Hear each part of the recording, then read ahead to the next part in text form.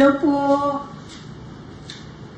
Di ba palagi kong sinasabi sa mga tao, sa mga followers o nanonood sa akin na magdasal?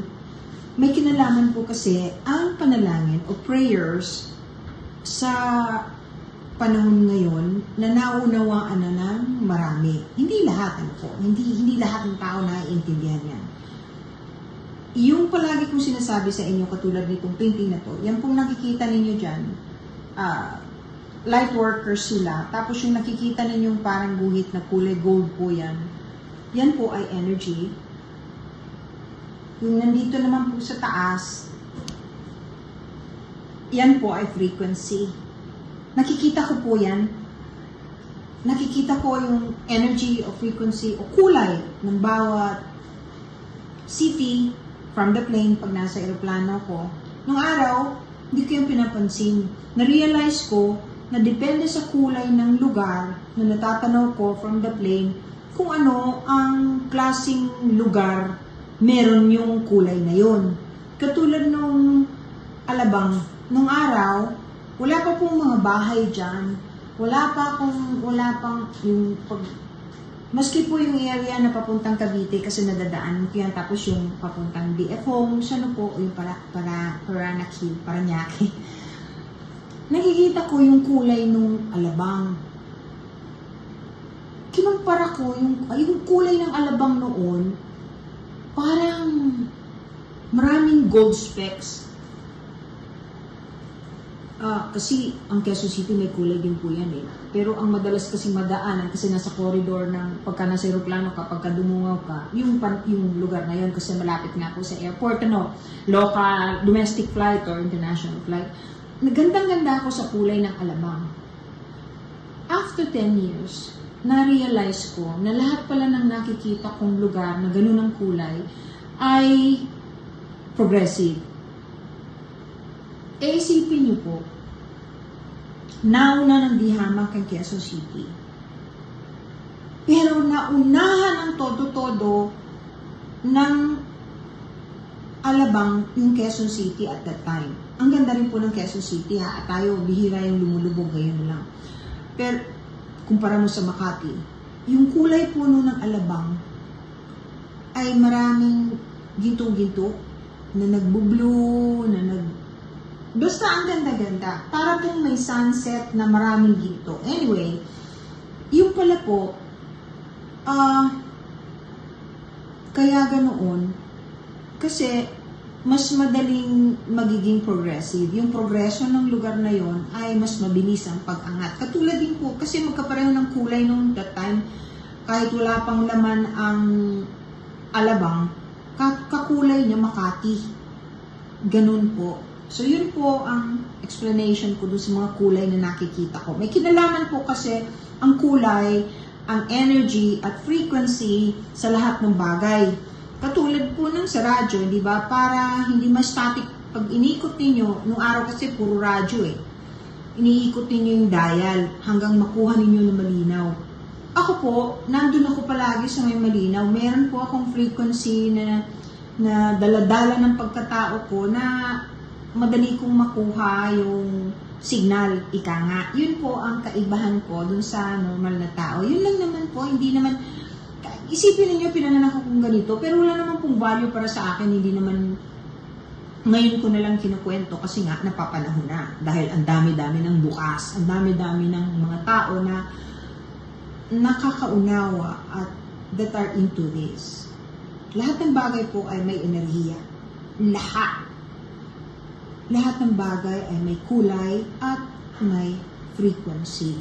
Yun yung babalikan ko po, yung mga pinapapagdasal po ng Ama namin o Our Father, since it's a universal prayer, everybody can relate to Our Father that belongs to our Father in Heaven. Yun po yung mga naniniwala sa Diyos. Pag inuusal niyo po yan, sa kahit na anong lingwahe, Magbisaya, Tagalog, English, Latin, may vibration po na nangyayari sa loob ng katawan ninyo sa bawat banggit ninyo. Our Father who art in heaven.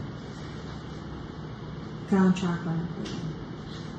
Nagsilang po yung oras ko eh. Kaya siguro naunawaan na po ninyo yun. Yun ang reason kung bakit pinapapagdasal po ng Our Father. Kasi, pati po mga chakras ninyo, nagkakaroon ng alignment at nare-reboot, natutulungan po. Ang laking bagay. Yun din ang reason kung bakit nagbabagong kulay ng tao na nagdadasal. Alright? Maraming nagtatanong sa akin tungkol sa mga crystals. Katulad po ng tourmaline. Ito po yung tourmaline. Binanggit ko na yan. Ulit na lang ako ng ulit. Topaz or lapis lazuli. Maganda po yan. Matagal lang sinabi yan sa akin. Di ba yung pinuntahan ko, yung Beringan, lahat po ng mga may kababalaghang lugar na napuntahan ko ay may kristal. Kung bakit mahirap ipaliwanag. Ito, nagtatanong sila, ito yung Devil's Laying Pistol. Ako po kasi, bihira kasing nakakaalam na nag-aral ako, nagpunta ako sa Amerika, doon ako nag-graduate, doon ako nag-aral ng clinical hypnotherapy.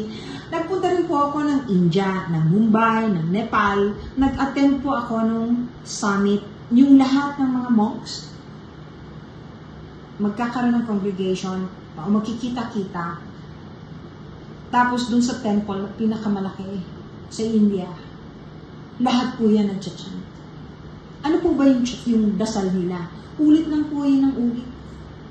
Ulit po ng ulit yun. Yung beads nila, hindi na po ako magpapaka-technical. Basta ganun ang manalangin. Nakaupo sila. They solemnly chant. Ano po ba yun?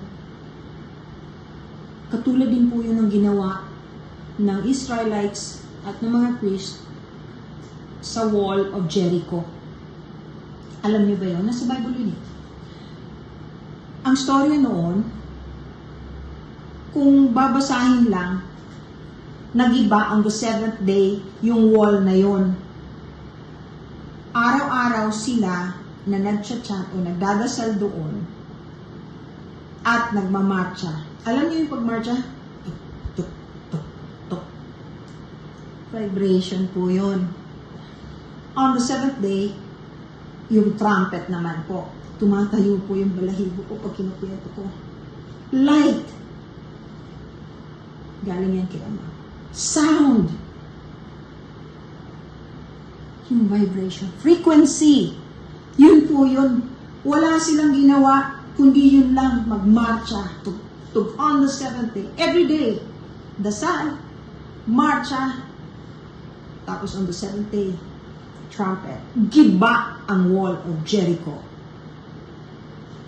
Yun po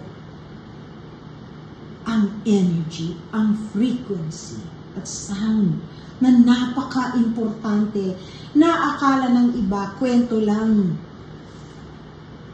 It applies to everything. It applies to our life. Yun din po ang reason kung bakit palagi kong pinupush yung crystals.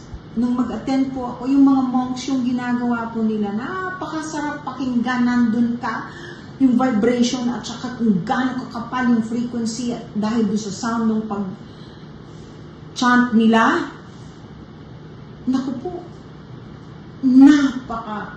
kaya daming dumadayang may sakit. Doon din po ito, yung peso, yung it drives away the evil spirits. Kasi parang blessed nila po ito. Ayan, galing po. Yan, crystal yan. Yung may mga masamang spirito, hindi na kailangan ng anting-anting o ng mga kung ano-ano. Pag meron ka nito, normally yung katulad ko na palaging, ginagamit ko po ito pag nag-ritual. Ako pagka yung meron akong inaalis na nakukulam o may sumpa o yung curse na kailangan maalis, na kailangan tuklapin. Ito po, crystal, natural, panalangin. Pinalam ko lang po sa inyo itong kwentong ito. Maraming salamat po. Yung pong lahat na nagre-request na idasal po, pinagdadasal ko po kayo. God bless you all. Salamat po. Huwag kayong papa-scam ha. Dami pong scammer na ginagamit name ko. Sige po.